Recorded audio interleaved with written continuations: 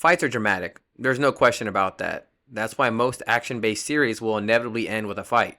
After all, what fun is it if the hero and the big bad resolve their differences with an armistice, a few kind words, and a handshake? Even the most idealistic of all living heroes will have to beat the evil out of them first before they can save the villain. For that very reason, whenever the heroes try to resolve their situation through diplomatic or other peaceful means, things will inevitably go wrong. Either it's a trick by the villains to lure the heroes into an ambush in a vulnerable position, or negotiations will break down and make violence the only option. Even if by some miracle peace is achieved, it's only because an even more evil threat forces both sides to ally against it. The two-party system thrives by giving voters the illusion that they are picking between radically different futures. In reality, both parties are beholden to the same corporate donors, lobbyists, and entrenched power networks. You can vote for Coke or Pepsi, but you're never allowed to ask if water should be free, or who Jeffrey Epstein's customers were. Each party plays good cop or bad cop depending on who is in power. Republicans run culture wars while gutting regulations. Democrats restore regulations but leave the war machine in Wall Street untouched. When the other side is in power, the out party howls in outrage and fundraises off fear, then does very little when it is their turn. War, check. Mass surveillance, check. Corporate bailouts, check. Police budgets, check. On key issues like military spending, capitalism, tech monopolies, and massive corporate subsidies, both parties quietly agree, despite theatrical conflict elsewhere. Gridlock is not a failure of the system. It is a feature. It ensures nothing too radical ever happens. The filibuster, Senate apportionment, Electoral College, and SCOTUS are all part of a deliberately jammed machine where accountability is always someone else's fault. While the country argues over race, religion, and rather men or women suffer more, both parties enable wealth hoarding, union busting, and environmental decay. Cultural battles serve as pressure valves to absorb public anger without threatening material power. Republicans limit voting access. Democrats limit gun access. The result is a system where approximately 40% of the country regularly abstains, delusioned by the futility of the choices on offer, not to represent the people, but to legitimize the system through ritual conflict. Their job is to absorb and redirect dissent. They ensure systematic critiques such as anti-capitalism, abolition, degrowth, individual freedoms, etc. never enter the mainstream conversation. The system is not a democracy or a republic. It is a containment field where each party legitimizes the system by pretending the other is worse. If you've ever wondered why nothing seems to change despite voting for candidates who promise real solutions, you're not imagining things. There's actually a sophisticated system neutralizing your vote that most Americans don't even know exists. You voted for affordable housing, yet homelessness increased 12% nationally, while 32 states passed laws blocking local rent control. You supported healthcare reform, but pharmaceutical companies spent $375 million lobbying to kill drug price negotiations that 80% of voters wanted. You backed infrastructure investment, yet federal projects take 4.5 years on average due to bureaucratic delays, while 42% of bridges deteriorate. This pattern repeats across every major issue. Border security with 2.4 million border encounters overwhelming communities while reform stalls in Congress. Crime policy where violent crime rose 28% but federal policies override local voter preferences. Education where U.S. students dropped from 25th to 36th globally in math while federal rules override local school boards. A maze of bureaucratic resistance, corporate lobbying, state preemption laws, and federal interference systematically neutralizes elected officials you vote for, making your democratic participation feel meaningless. Stating that presidents are selected, not elected, isn't too far-fetched, especially when you are a former president yourself. There are some important points we might want to take a look at when it comes to presidents, elections, and democracy in general. It's also relevant to mention here that President Eisenhower warned us about the military-industrial complex and the disastrous potential rise of a misplaced power that could have great influence globally and on humanity in general. JFK also warned us about those willing to capitalize on secrecy. He stated that there is a very grave danger that an announced need for increased security will be seized upon by those anxious to expand its meaning to the very limits of official censorship and concealment. End quote. Since I entered politics, I have chiefly had men's views confided to me privately. Some of the biggest men in the United States in the field of commerce and manufacture are afraid of something. They know that there is a power somewhere so organized, so subtle, so watchful, so interlocked, so complete, so pervasive that they better not speak above their breath when they speak in condemnation of it.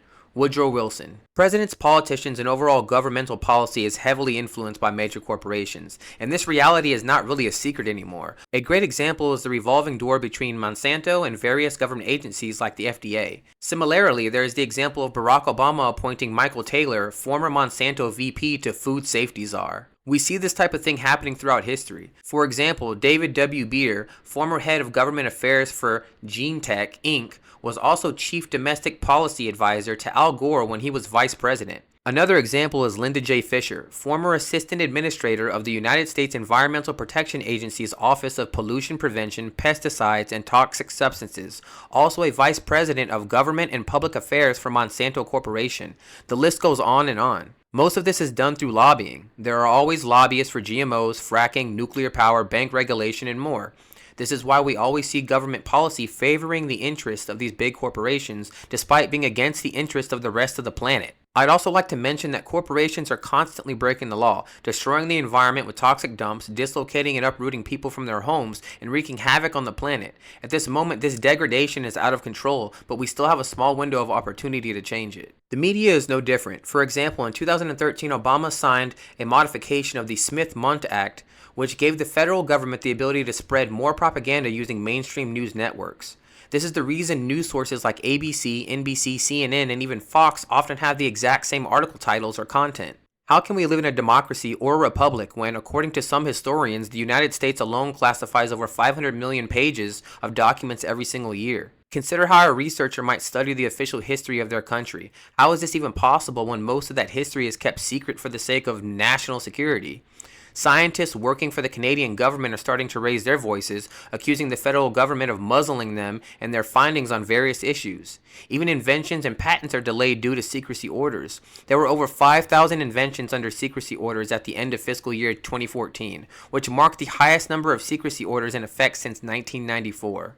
Let's take a look at history such as the Roman Republic. The U.S. two-party system mirrors the Optimates versus Populares dynamic. One side appeals to tradition and elites, the other to the people, but both are run by and for the elite class. Political theater, not reform, dominates. Just like late Rome, institutions continue to exist as form without function. Strong men emerge as symptoms of institutional decay, i.e., Trump is Caesar-lite, exploiting disillusionment for personal power. In the Roman Republic's late period, from 133 to 27 BCE, we had extreme wealth inequality and rampant elite corruption. We had a Senate controlled by aristocratic families, Optimates, while Populares claimed to represent the people to consolidate their own power.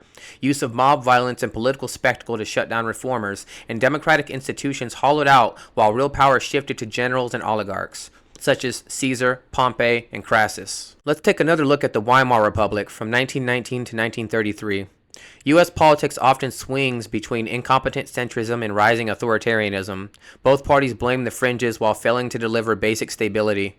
Corporate and elite institutions may tolerate or enable authoritarian tendencies, i.e. voter suppression, court packing, as long as their interests are protected. Mass apathy or extremism thrives when liberalism is seen as ineffective and radical solutions are suppressed until it is too late. Similar to the U.S., the Weimar Republic had hyper-polarized politics, communists on one side and ultranationalists on the other, with centrists losing credibility. It was plagued by parliamentary chaos, frequent elections, and ineffective governance. There was an economic crisis, hyperinflation, and depression, combined with elite fear of leftist revolution. Ultimately, authoritarianism was chosen by elites to preserve the system over democracy. Another example are managed democracies, such as post-war Italy, Russia under Putin, and the 21st century Hungary. In the U.S., elections continue, but the range of allowable outcomes is tightly managed by party leadership, donor class, and unelected institutions like courts and intelligence agencies. Culture wars dominate airwaves while both parties preserve corporate dominance, militarism, and global hegemony. Institutional checks are mostly theatrical, committees, hearings, ethics, investigations that produce no accountability.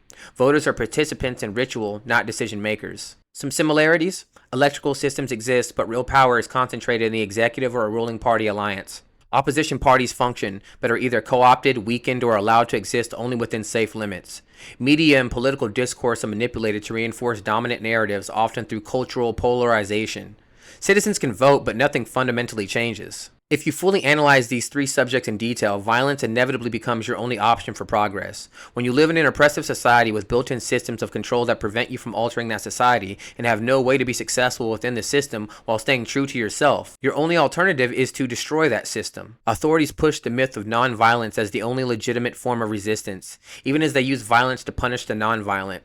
In other words, they take everything, your status, your money, your networks, your voice, your citizenship, your moral standing, your high-minded ideals, leaving you with nothing but your own capacity for action, for violence, the one tool the authorities have convinced everyone is theirs alone. For you, they say it's off the table. But it's not. Violence is a tool like any other. As R.F. Kuang in the movie Babel puts it, violence shocks the system, and the system cannot survive the shock. Now more than ever, there are systems in need of shocking. The corporate educational and entertainment institutions that score public relationship points by peddling partisan propaganda are similarly largely insulated from the harm that their teachings cause. How can one blame those like Luigi Mangione, Ryan Wesley Ruth, and so many others for taking up arms against the corrupt powers keeping the American people in this vicious cycle? In my opinion, this is just another sign of a deteriorating empire being challenged by the citizens it has held down in chains for so long. And I quote, "Violence is always the last option, but if that time comes, it is the only option." John Gilmore. Hold up. Wait a minute. Something ain't right.